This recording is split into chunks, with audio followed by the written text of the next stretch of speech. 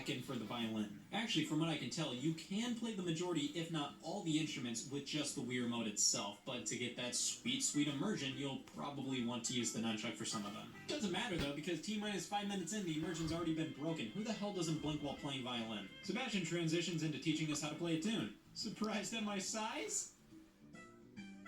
Don't encourage him. And this right here is the gameplay of Wii Music.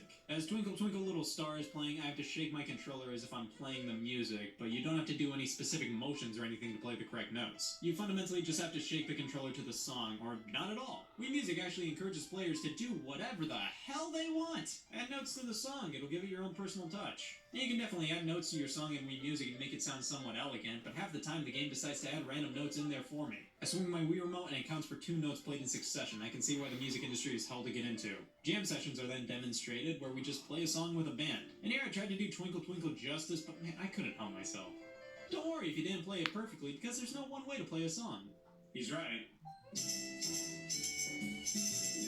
So now it's time to see what Wii Music rated that performance. Okay, we get to rate our own performances. Yeah! Now it's time to save a video of our jam session, and this is cute. Get to create our own album art and everything. That's great. This is one of the fun parts of Wii Music. And now we have all the game at our disposal. Time to jam out. Well, you gotta be kidding me. We have to unlock the vast majority of songs in the game, and most are unlocked via doing more lessons with Dr. Toot. Yeah, we actually have to grind in Wii Music to unlock all the songs. The main problem is, once we actually unlock some songs,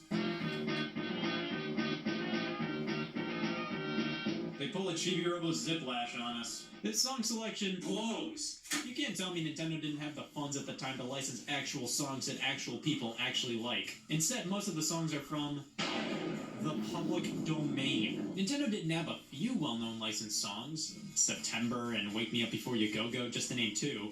But they sound like garbage. Considering you only hear these songs played via Wii Music instruments, they all sound like 5th grade marching band covers. That's not to say the instruments don't represent their real-life counterparts well. I think the expansive instrument selection is one of the best elements of the game. Like, look at all these things. They have all their own descriptions, and they're relatively faithful to how the instruments are in real life. I think they really shine when you're just testing them all out. It definitely gives you some exposure to all different kinds of instruments. But when you actually attempt to play songs with these things, yeah, it sounds gross. Just these MIDI, overly digital-sounding, soulless renditions of some classic songs, and that's assuming you're playing them with appropriate instruments. You can play all the songs with all different kinds of instruments. Guitars, bagpipes, no integrity, anything. But that doesn't save the lame song selection. Even having some Nintendo tracks in here doesn't satiate my virginity. And for some godforsaken reason, there's a Wikipedia article solely dedicated to the songs in this game. It's only about 50 tracks. You could easily cram this into the regular Wii Music article, but this list has Turkey and the Straw in it. It deserves its own article. Now, the main mode is the jam sessions, where you just play a song. Remember when I said Wii Music encourages you to do whatever the hell you want? Well, in my opinion, it also actively discourages you from attempting to play the song correctly.